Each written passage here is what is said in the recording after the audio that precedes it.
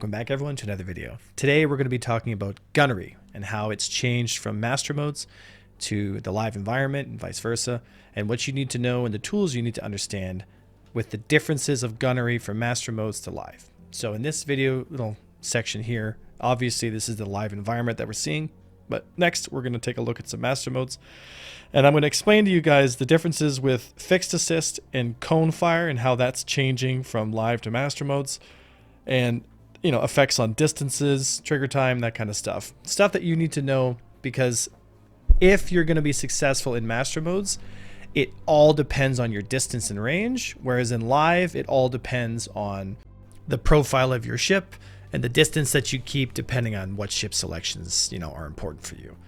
So let's get into some animations and let's break down why master modes Gunnery, in my opinion, is better.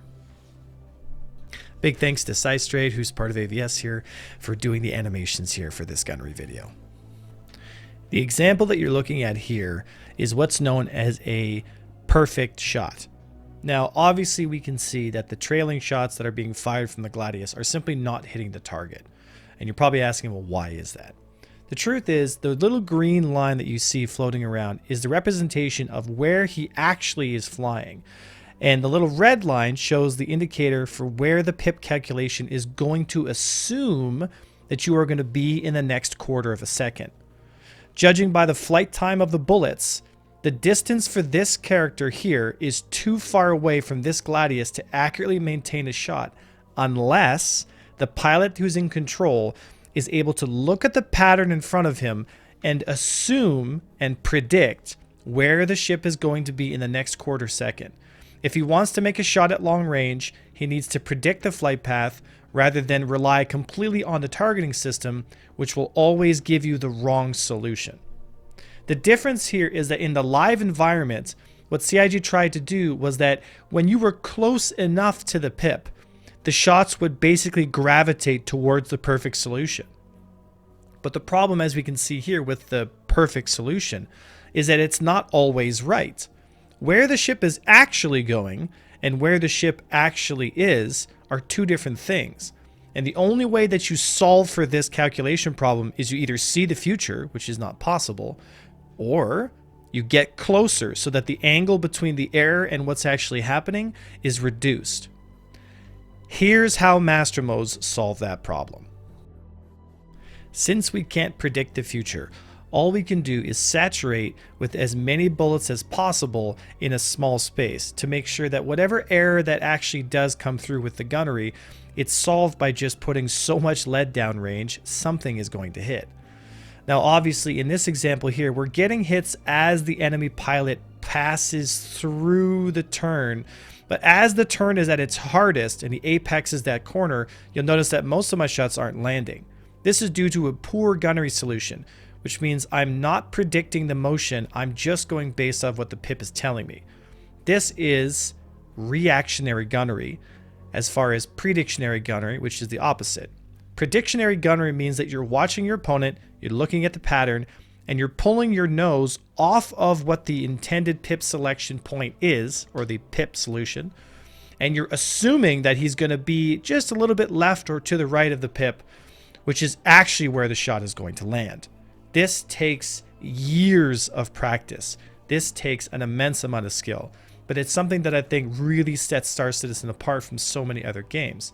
It's basic physics, guys. A shot only takes so much time to get there, and how are you supposed to know where your shot's going to be if the ship is going to change its deflection angle halfway through the flight path of the bullet? Cone fire allows us to saturate a larger zone, so that in case I do predict improperly, but I'm close enough that the shot that was a bit left of my center point or to the right of my center point, because the accuracy of the gun is only so much, that something is going to hit them.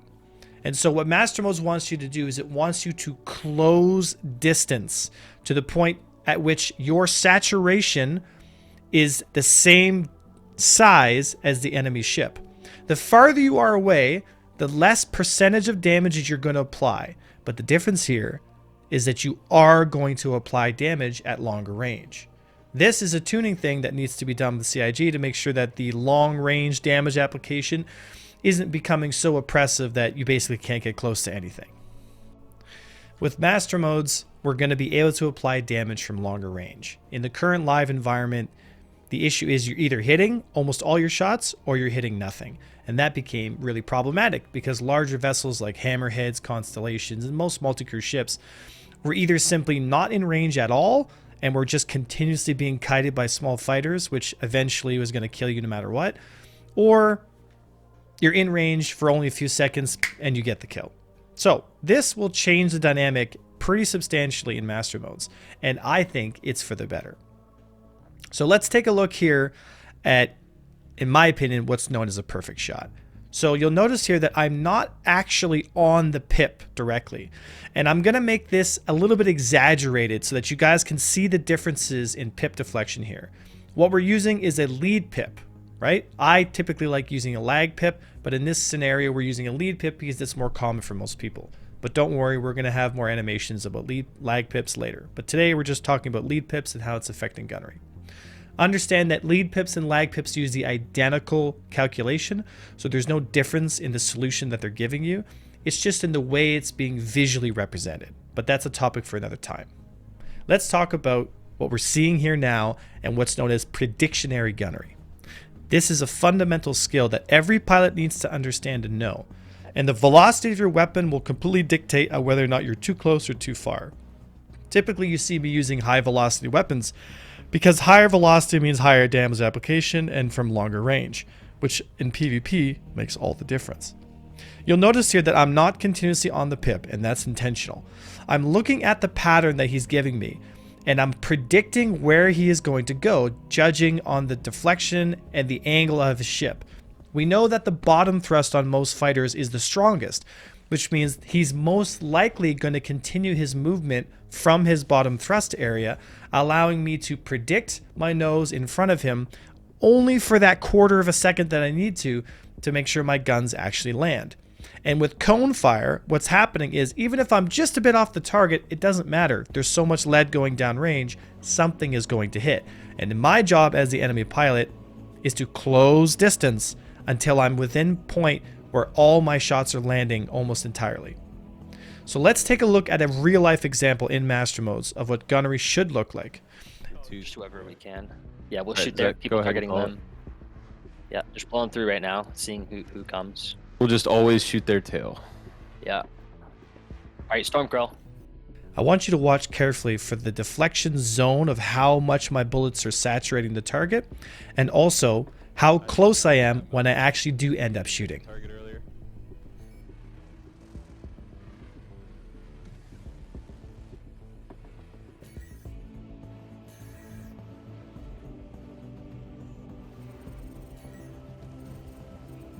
Yeah, I'm straight lining him for you. Okay. And I'm getting out.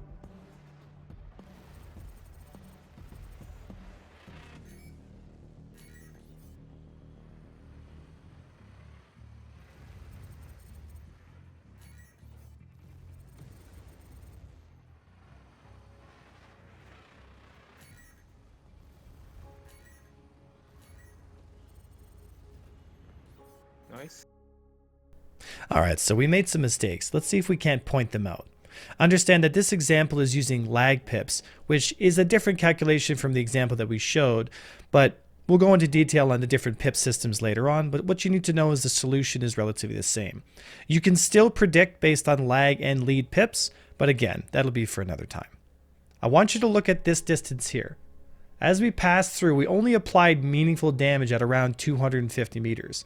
And at this point here, I'm shooting at 600, and I'm not really applying that much damage. It's only until I get within this distance, as we close up here, out of range, out of range, out of range, in range at 400 meters, and then we get the kill. Master Modes has everything to do with range. Distance to your target is the most important thing. If you end up blowing your whole magazine at 600-700 meters, you will apply some damage. But it's not going to be a meaningful enough amount of damage to get the kill. And if somebody on the enemy team gets within 300 meters of you and starts dropping damage, you're probably going to feel that a lot faster than the enemy that you're engaging at 700 meters. This is fundamentally different from how live works, where you're either in range and everything's landing, or you're out of range and nothing's hitting, because it's always searching for the quote-unquote perfect solution.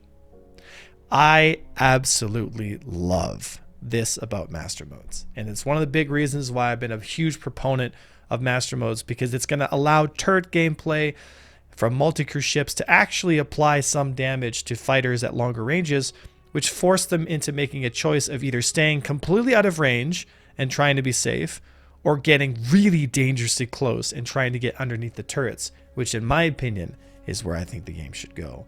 I like the idea of small snub fighters flying very close to multi-crew ships and turret gunners having a harder time tracking the stuff that's really right close up to them than shooting at little imaginary pips at long range and hoping you get some kind of indicator. Obviously, we could be getting flak screens at some point soon, so who knows what's going to happen. The world is always changing in Star Citizen.